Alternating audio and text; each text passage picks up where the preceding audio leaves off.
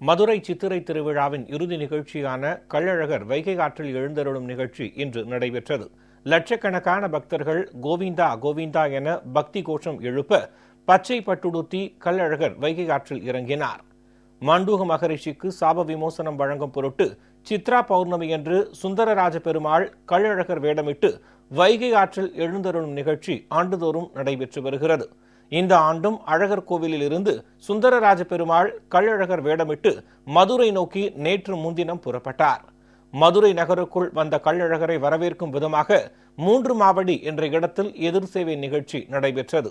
அதனைத் தொடர்ந்து Pudur, reserve line, Athikulam, Chokkikulam, Thallakulam உள்ளிட்ட பகுதிகளில் அமைக்கப்பட்டிருந்த மண்டகப்படிகளில் எழுந்தருளி பக்தர்களுக்கு அருள் பாலித்தார். பின்னர் தல்லாக்குளம் கருப்பண்ணசாமி கோவிலில் இருந்து தங்க குதிரையில் ஏறி வைகை ஆறு நோக்கி புறப்பட்ட கள்ளழகரை அழகர் வேடமிட்ட பக்தர்கள் தண்ணீர் பீச்சி அடித்தும் ஆடிப்பாடியும் வரவேற்றனர். வீரராகவ பெருமாள் வெள்ளி குதிரையில் சென்று கள்ளழகரை வரவேற்றார். ராமர் பாதம் தாங்கிகள் முன்னே வர சர்க்கரை தீபம் ஏற்றி பெண்கள் வரவேற்றனர். அப்போது வைகை ஆற்றில் கூடியிருந்த லட்சக்கணக்கான பக்தர்கள் கோவிந்தா கோவிந்தா என பக்தி கோஷம் எழுப்ப பச்சை பட்டுடுத்தி கள்ளழகர் வைகை ஆற்றில் இறங்கினார்.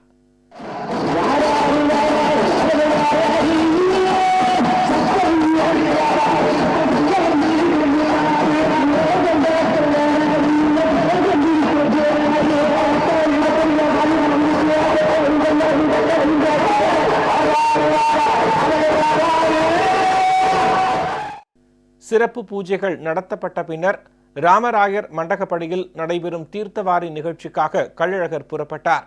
கள்ளழகர் வைகை ஆற்றில் எழுந்தருளும் நிகழ்ச்சியையொட்டி பக்தர்களின் வசதிக்காக சிறப்பு பேருந்து, குடிநீர் உள்ளிட்ட அடிப்படை வசதிகளும் செய்யப்பட்டிருந்தன. நிகழ்ச்சியையொட்டி வைகை ஆற்றில் தண்ணீர் திறந்துவிட உத்தரவிட்ட முதலமைச்சர் செல்வி ஜெயலலிதாவுக்கு பக்தர்கள் தங்கள் நெஞ்சார்ந்த நன்றியை தெரிவித்தனர்.